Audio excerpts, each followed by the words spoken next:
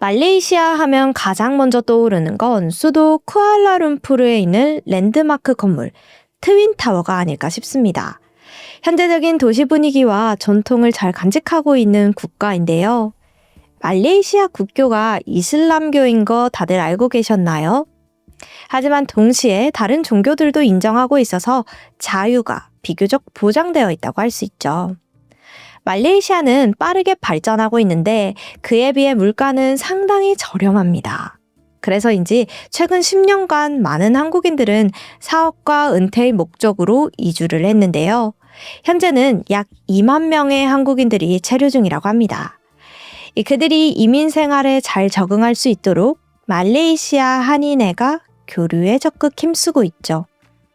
이 단체의 중심에는 부회장인 54세의 김종영 씨가 있었습니다. 온화하고 책임감 있는 성격이라 교민들에게도 참 인기가 많았다고 해요. 하지만 얼마 후 교민들은 아주 충격적인 소식을 접하게 됩니다. 안녕하세요. 토요미스테리 디바달리아입니다.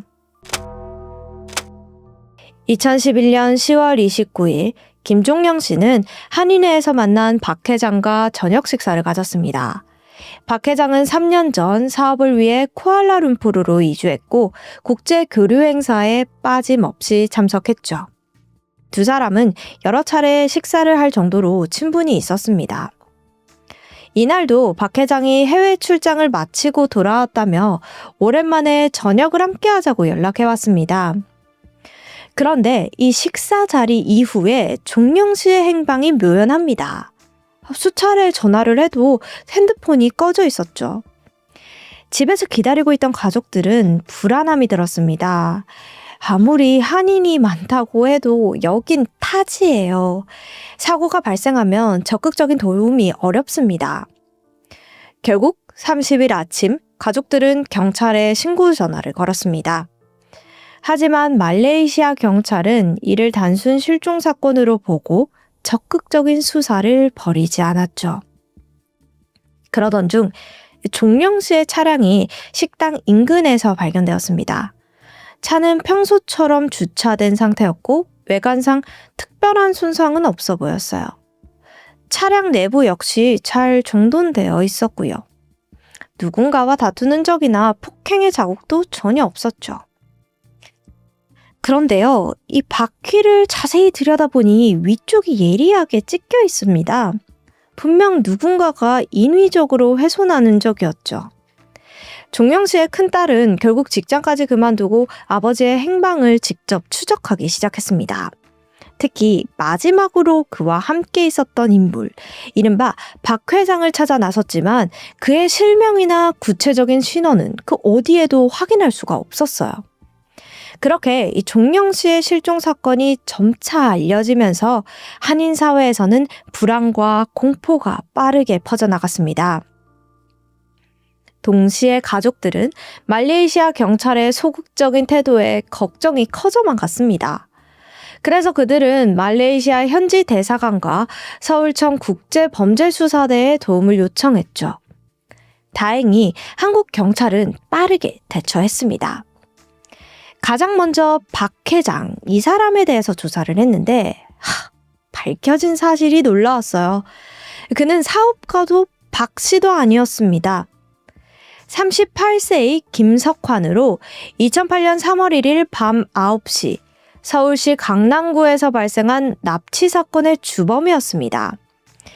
김석환은 대학 동창인 이 씨, 변호사 친구인 지인 제이 씨와 함께 범행을 공모했습니다. 추가로 조선족 6명을 고용해서 재력가였던 피해자 A 씨를 납치했죠. 80일간 감금하고 폭행했고요. 또 강제로 필로폰을 투약했고 A 씨가 정신이 몽롱해진 틈을 타 피해자의 부동산을 담보로 78억 원을 대출받았습니다. 또한 통장에 들어있던 30억 원을 가로챘죠. A씨가 신고하지 못하도록 계속해서 마약을 투약하면서 감금했습니다.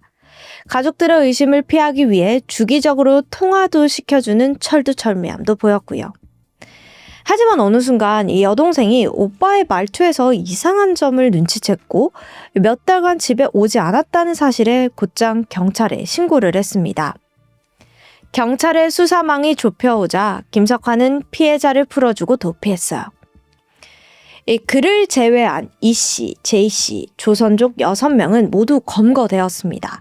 하지만 김석환은 이미 해외로 도주한 상태였어요. 3년간 위조 요건을 사용해서 필리핀, 태국, 말레이시아, 마카오를 돌아다녔고 심지어 박 회장이라는 위조 신분을 사용해서 버젓이 한인사회를 활보했습니다. 서울청 국제범죄수사대는 사건의 심각성을 고려해 그를 인터폴 적색 수배자로 지정했습니다. 그렇게 실종 2개월 만인 2011년 12월 28일 한 통의 제보가 들어왔어요. 바로 마카오의 한 식당에서 김석환을 봤다는 거죠. 현지에서 식당을 운영하던 한인 교민은 식당 한켠에 수배지를 붙여두었습니다. 그런데 한 남성이 밥을 먹으러 식당에 왔다가 이를 보고 안절부절 못하면서 자리를 떠났다고 해요. 그의 모습을 수상하게 여긴 주민이 신고를 하게 된 겁니다. 자, 그렇게 한인 교민의 관심 덕분에 그는 빠르게 검거될 수 있었어요. 김석환은 체포 직후부터 억울함을 호소했습니다. 김종인 씨하고 저녁을 먹은 건 맞아요. 집에 가려는데 타이어가 찢겨져 있더라고요. 그래서 제가 같이 묵던 호텔에 갔어요. 근데 제 문신을 보더니 놀라서 6층 창문에서 뛰어내리더라고요. 전 아무것도 안 했어요. 그 뒤는 저도 몰라요. 생사람 잡지 좀 마세요. 이 몇 주간의 신문이 이어졌지만 끝내 자백을 받지 못했습니다. 그럼 말레이시아 현지에서 물증을 찾아내는 방법뿐입니다. 하지만 말레이시아 경찰이 협조에 응하지 않아요. 미치겠어요. 이 대사관의 외교적 요청도 이어졌지만 효과는 없었습니다. 말레이시아에는 코리안 데스크가 없습니다. 이 말이 뭐냐면 한국인이 현지에서 실종되거나 피해를 당했을 때 한국 수사기관이 직접 수사할 수 없고요. 현지 경찰의 협조 없이는 진전이 어렵다는 점입니다. 즉, 한국 수사기관이 정식 수사권을 행사할 법적 근거가 없는 거죠. 현지 경찰의 협조와 수사에 의존할 수밖에 없습니다. 2012년 1월 중순 서울청 국제범죄수사대는 말레이시아 당국을 상대로 끈질긴 설득 끝에 이 비공식적으로 현지에 입국할 수 있었습니다. 하지만 수사 장비나 정밀 감시 장비는 반입이 허용되지 않았죠. 당연히 혈흔 반응을 위한 루미놀 시약도 불가능하고요. 그래서 경찰들은 대신 이 소형 블루라이트와 특수 필터 안경, 휴대용 인혈 반응 키트를 챙겨갔습니다. 도착하자마자 김석환이 김종영 씨와 함께 투숙했다고 주장한 그 호텔을 찾아갔어요. 가장 먼저 확인한 건 6층 객실의 창문이었죠. 앞서 김석환은 김종영 씨가 이 창문에서 뛰어내렸다고 주장을 했지만 실제로 확인해본 높이는 사람이 스스로 이 뛰어내릴 만한 위치로 보기에는 무리가 있었습니다. 이상한 점은 이뿐만이 아니었어요. 호텔 CCTV에는 2011년 10월 30일 새벽 1시 49분에 양복 차림의 김석환과 검은 정퍼를 입은 종영 씨가 함께 객실로 들어가는 모습이 찍혀 있었습니다. 그로부터 약 20시간 후인 10월 31일 밤 9시 종영 씨가 큰 캐리어를 끌며 객실을 나서는 장면이 포착됐어요. 이 가방은 처음 객실에 들어갈 때는 보이지 않았던 겁니다.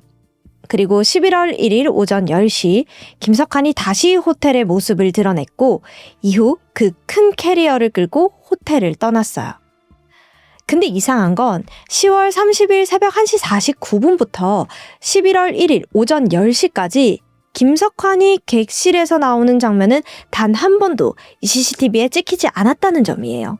다시 들어가는 장면만 있고요. 자, 그렇다면 이 말은 즉슨 이 김석환이 종영 씨의 점퍼를 입고 위장을 해서 나온 겁니다. 캐리어를 끌고 있던 건 종영 씨가 아닌 김석환이었습니다. 경찰은 10월 30일 새벽 1시 49분에서 31일 밤 9시 사이 살인이 발생한 것으로 봤죠. 이후 시신을 캐리어에 담아 이동한 것으로 추정되었습니다. 핸드폰 위치 추적 결과는 이를 뒷받침했습니다. 김석환이 31일 밤 9시 호텔에서 나와 4시간 떨어진 곳에 위치한 밀림 지역을 다녀온 것이 확인이 됐어요. 하지만 말레이시아 경찰은 이 밀림 수색을 허락하지 않아요. 그래서 한국 경찰이 조사를 할 수 있는 건 객실뿐이었습니다. 사건이 발생한 10월 30일 이후 수많은 손님들이 거쳐갔습니다. 깨끗이 청소되어 있었지만 매트리스는 교체되지 않았죠. 말레이시아 경찰은 아무것도 만지지 말고 눈으로만 보라고 신신당부했습니다. 이에 한국 경찰은 블루라이트에 의존해서 현장을 확인할 수밖에 없었어요. 하지만 루미놀 시약이 없어 이 혈흔 반응이 나타나진 않았습니다. 난감해하던 그때 이 매트리스에서 노란색 형광 반응이 나타났습니다. 소변이나 체액을 블루라이트로 비출 때 나오는 반응이죠. 강한 공포 상태에서는 의지와 상관없이 방광이 이완되면서 소변이 나오는 경우가 많습니다. 또한 벽면에서 작은 반점들이 포착되었습니다. 한국 경찰들은 가져온 인열 반응 키트로 검사를 해봤는데 그 결과 양성이 나왔어요. 사람의 혈액일 가능성이 높은 겁니다. 매트리스에서 종영 씨의 DNA가 검출이 되면 정황상 범행을 입증할 수 있습니다. 그래서 호텔에 요청을 해서 매트리스를 일부 잘라가려고 했죠. 근데 이 말레이시아 경찰이 자신들이 직접 증거물을 채취할 거라며 막는 거예요. 그리고는 한국 경찰을 현장에서 완전히 철수시켜버립니다. 이때 경찰들은 인열 반응에서 사용한 혈액 검체를 증거물로 국내에 가져왔습니다. 일회성 소모품이었지만 다른 방법이 없었어요. 한국으로 돌아와 종영씨의 일란성 쌍둥이형의 DNA와 대조한 결과 100% 일치했습니다. 호텔 객실 안에서 살해당한 것이 확실합니다. 서울청 국제범죄수사대는 현재까지 찾아낸 증거와 동선을 정리했고 김석환의 자백을 받기 위해 최종 소환 조사하려고 했어요. 하지만 그런 기회는 오지 않았습니다. 2012년 10월 18일 밤 10시 40분 경기도 의왕시 서울구치소 독방에서 수감 중이던 김석환이 속옷으로 끈을 만들어 극단적인 선택을 했거든요. 그의 유서에는 나는 살인자가 아니다. 가족들에게 실망시켜 미안하다는 짧은 문구가 적혀 있었습니다. 그렇게 사건은 미제로 남는 듯 했어요. 하지만 그로부터 1년 뒤 김석환이 들렸던 말레이시아 한 밀림 지역에서 백골 상태의 시신이 발견되었습니다. 과일을 채집하던 현지 원주민이 수풀 속에 버려진 캐리어를 우연히 발견하면서인데요. 처음에는 그저 여행객의 짐이 버려진 줄만 알았지만 이 캐리어를 열자 그 안에는 사람의 시신이 들어 있었습니다. 해당 캐리어는 김석환이 31일 밤 10시에 끌고 나왔던 것과 모양과 색상이 일치했죠. 시신은 오랫동안 방치되어서 완전히 부패되었고 이로 인해 사인은 확인되지 않았습니다. 토막난 흔적이 없는 것으로 봐서 시신을 통째로 캐리어에 이렇게 구겨 넣은 것으로 보입니다. DNA 검사를 통해 김종영 씨의 시신임이 확인되었어요. 하지만 김석환이 극단적인 선택을 하면서 법적으로 공소권이 없습니다. 수사는 종결되었지만 허무한 결과만 남았죠. 사건 당일 이 두 사람에게 무슨 일이 있었는지는 미궁에 남아 있습니다. 이 사건이 해결된 데에는 서울청 국제범죄수사팀의 노고가 있었고 또 그 뒤에는 유족들의 헌신이 있었습니다. 김종영 씨의 딸은 말레이시아 현장을 수색하고 호텔 CCTV 분석에 참여했습니다.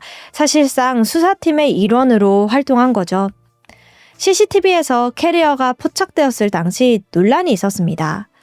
호텔 방에서 발견된 혈흔은 미량이었어요. 더 많은 혈흔이 있을 가능성은 있지만 루미놀 검사를 할 수가 없어서 확인이 불가능했습니다. 벽 뒤에 튀어 있었던 양은 토막살인으로 보기 힘들었고요. 캐리어에 성인 남성을 토막내지 않고 담을 수 있었는지에 대한 논란이 있었는데 이때 종영 씨의 딸은 키와 체형이 아버지와 비슷하다며 자진해서 실험에 참여했습니다. 캐리어에 몸을 젓고 직접 들어갔어요. 이는 성인 남성이 토막되지 않은 상태로도 충분히 캐리어에 수납될 수 있다는 가능성을 뒷받침해주는 중요한 단서가 되었습니다. 이후 종영 씨의 시신은 가족들에게 잘 인계되었으며 장례를 치렀습니다. 그와 유족들이 조금이라도 평안하기를 바랍니다. 또 다른 피해자인 피해자 A씨는 김석환의 안락한 도피 생활과 달리 고통에 허덕였습니다. 마약 치료와 더불어 심각한 트라우마에 시달렸죠. 여기에 더해 법원의 믿을 수 없는 판결이 이어지면서 더 그는 말 못할 고통에 시달립니다. 납치된 상태에서 이루어진 80억 원의 대출 중 절반을 상환하라는 명령이었죠. 갈취된 30억 원도 돌려받지 못했습니다. 계획적인 납치, 감금, 마약 투약, 사기 사건의 피해자가 고스란히 책임을 떠안았어요. 이거 말이 되나요? 현재까지 판결이 뒤집혔다는 소식은 없습니다. 상식적으로 이해가 가지 않는 사법부의 판단에 너무나도 아쉬움이 남습니다. 지금까지 디바달리아였습니다. 외국에서 살아가는 한국인들에게 타국은 기회의 땅이기도 하지만 때로는 누구에게도 기대기 어려운 외로운 곳이기도 합니다. 그곳에서 살아남기 위해 꿈을 이루기 위해 치열하게 버티던 한 남자. 하지만 그는 믿기 힘든 방식으로 생을 마감하게 됩니다. 오늘은 외국 땅에서 벌어진 끔찍한 은폐의 실체, 필리핀 납치 살해 사건에 대해서 다뤄보겠습니다. 안녕하세요. 금요사건 파일 디바달리아입니다. 이곳은 필리핀 북부에 위치한 도시 앙헬레스라는 곳입니다. 수도인 마닐라에서 약 80km 정도 떨어진 곳이에요. 예전에는 미군 공군기지가 있었던 곳이기도 합니다. 그들이 주둔했던 수십 년 동안 여긴 빠르게 성장했고 돈과 외국인들이 모여드는 도시가 되었죠. 그렇게 미군이 떠난 이후 이 도시는 화려한 모습이 남았는데요. 거리 곳곳에는 유흥업소가 들어섰고 밤이 되면 전 세계에서 온 관광객들이 이 도시를 찾았죠. 술, 여성, 마약, 돈, 이 모든 것이 섞여 있는 곳이기도 합니다. 화려함 뒤에는 어두운 진실도 숨겨져 있었는데요. 부패한 경찰, 범죄 조직, 관광객을 노리는 범죄들, 외국인이라는 이유만으로 우리는 종종 범죄의 표적이 되곤 합니다. 그리고 바로 이곳 앙헬레스에 살고 있는 53세의 지익주 씨는 소규모 인력 파견업체를 운영하며 살아가고 있었습니다. 그러던 어느 날 2016년 10월 18일 오후 2시부터 그의 행방이 묘연한 거예요. 전화도 받지 않고 사무실과 집에도 보이지 않습니다. 가족들은 불길한 예감을 안고 이웃을 찾아다니면서 남편의 행방을 물었죠. 그런데 이때 맞은편에 살던 한 주민이 충격적인 영상을 건넸는데 그 속에는 믿을 수 없는 장면이 담겨져 있었습니다. 지익주 씨가 정체불명의 남성 2명에게 강제로 끌려가고 있었던 거예요. 이건 누가 봐도 명백한 납치였죠. 그의 아내 최경진 씨는 영상을 들고 급히 경찰서를 향했습니다. 하지만 현지 경찰은 이 영상을 보고도 이 납치라고 단정 지을 수 없다면서 사건 접수를 꺼려하는 거예요. 이상하리만큼 수사에 미온적인 태도를 보였고요. 오히려 사건을 축소하려는 듯한 느낌까지 들었습니다. 그 순간 최 씨는 확신이 들었습니다. 이 사람들 믿어서는 안 되겠구나 라고요. 결국 그녀는 사설 탐정을 고용해서 직접 남편의 흔적을 쫓기 시작하죠. 탐정은 납치에 사용된 차량 번호와 동선을 확인하고 주변 지역의 CCTV를 하나하나 수집하면서 동선을 분석했습니다. 조사 결과 차량이 향한 곳은 필리핀 경찰청 마약 단속국이었어요.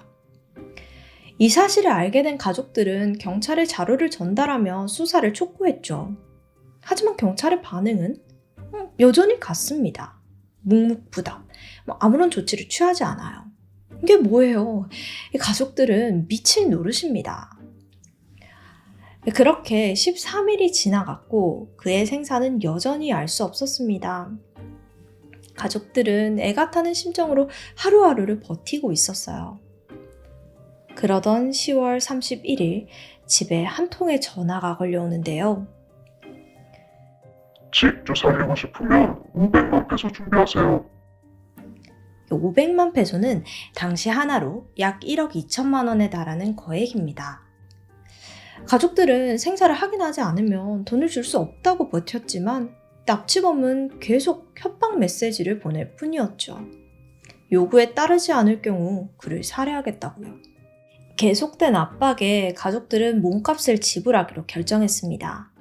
경지 씨는 급히 돈을 마련하기 위해 한국에 있는 친척들에게 도움을 요청하면서 간신히 돈을 마련했어요. 그리고 납치범이 지정한 장소인 마닐라 시내의 한 쇼핑몰 주차장으로 향했습니다. 가족들은 납치범이 돈을 가져가는 순간을 노려서 잡으려고 했어요. 하지만 범인은 꽤나 치밀했습니다. 가족들에게 돈을 내려놓으라고 지시한 뒤에 식당가로 이동하라는 메시지를 보냈어요. 그들이 돈을 놓고 움직이자 그 순간 수많은 오토바이가 몰려들면서 혼란을 만들었죠. 결국 범인은 그 틈을 타서 돈을 챙겨 유유히 사라져버렸습니다. 가족들은 급히 주차장 CCTV를 확인해 봤는데 범인이 또 사각지대를 이용해서 흔적을 남기지 않았더라고요. 게다가 충격적인 건 몸값을 건넸음에도 지익주 씨가 돌아오지 않았다는 사실이었습니다. 이후 납치범으로부터 협박 전화도 걸려오지 않았고요. 생사를 알 수 없는 상황에 경진 씨는 현지 언론과 신문을 통해 공개적으로 남편을 찾는 캠페인을 진행했습니다.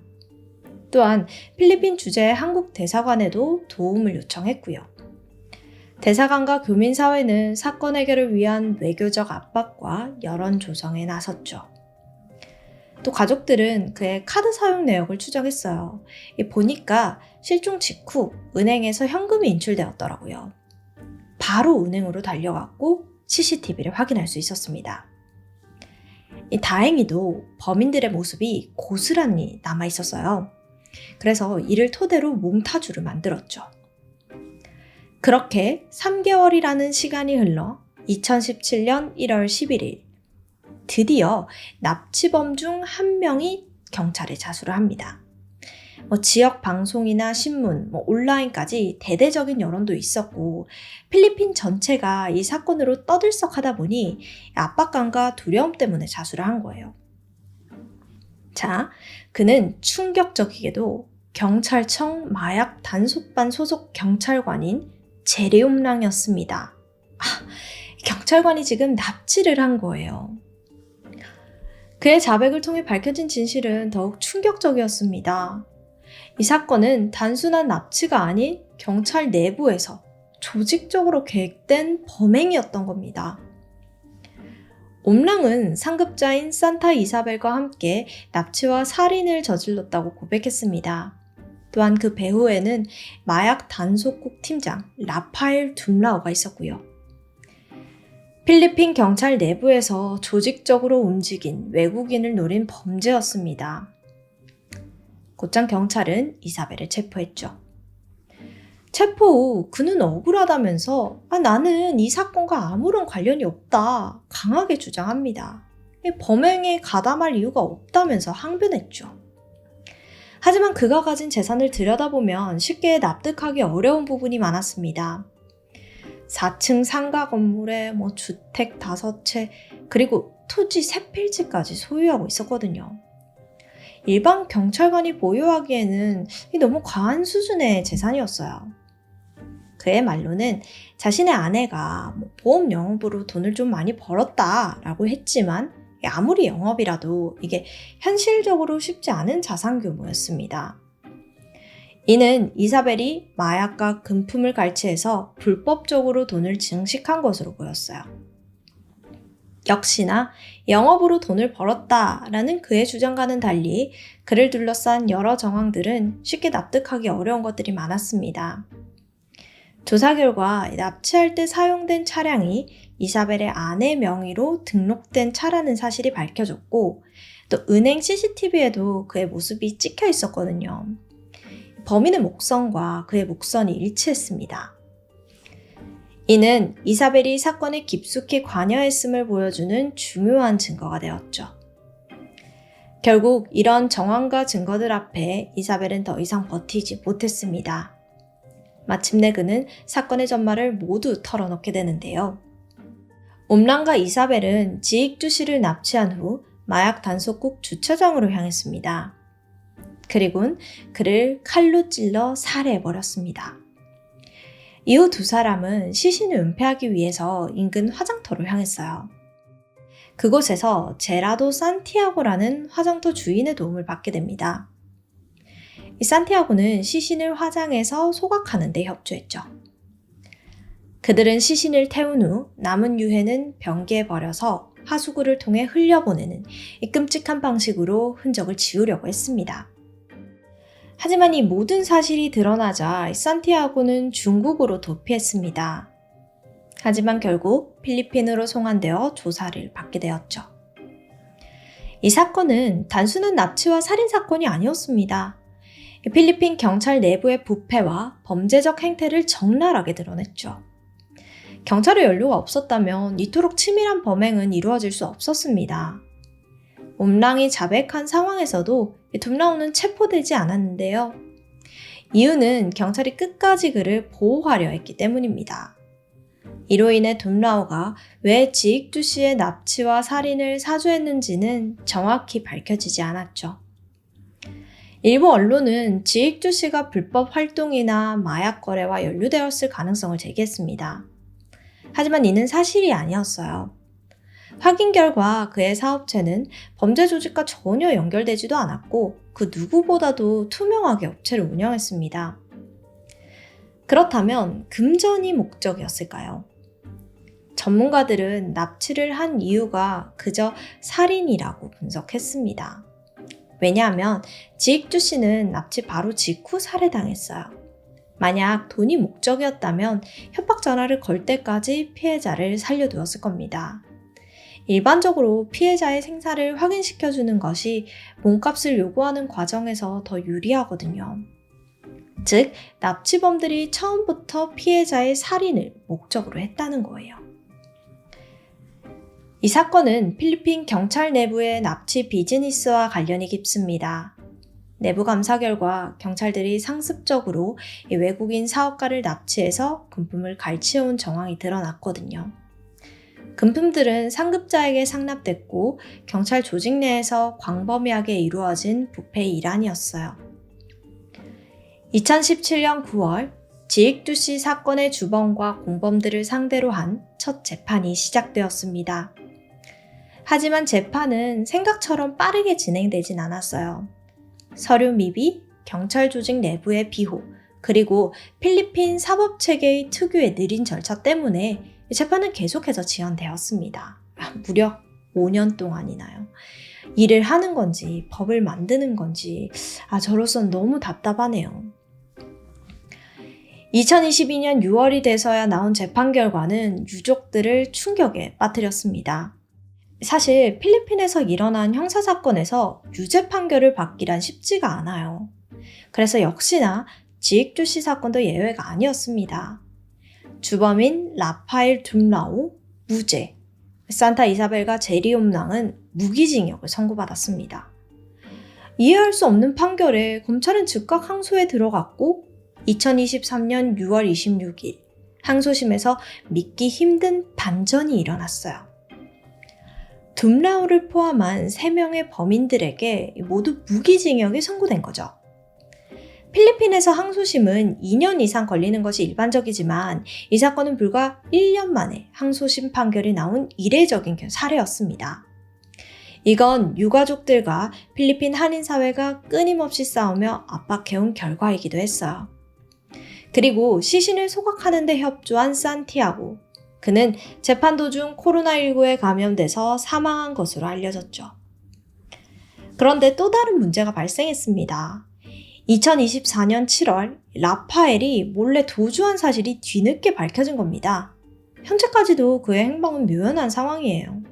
정말로 경찰이 몰랐던 건지 아니면 내부적으로 라파엘을 도와서 도주를 방조한 건지 의심하지 않을 수 없는 상황이죠. 이 사건은 필리핀 경찰의 부패와 무능, 그리고 외국인을 대상으로 한 범죄가 얼마나 심각한지를 그대로 보여주는 사건이었습니다. 특히 필리핀은 한국인 관광객들이 많이 찾는 나라지만 동시에 그들을 대상으로 한 범죄 발생률도 매우 높은 곳이기도 합니다. 2012년부터 16년까지 필리핀에서 살해된 한국인만 48명이라고 해요. 이는 해외에서 피살된 한국인 전체의 약 30%에 달하는 수치인데요. 그만큼 필리핀 여행 시나 이주를 생각하신다면 항상 신중하고 주의가 필요하다는 경각심을 다시 한번 일깨우게 된 사건이었습니다. 물론 모든 나라에서 조심을 해야겠지만요. 무엇보다 지금 이 순간에도 도주 중인 둠라오가 하루빨리 붙잡혀서 피해자 가족들이 겪고 있는 긴 고통이 조금이나마 덜어지기를 간절하게 바랄 뿐입니다. 지금까지 디바달리아였습니다.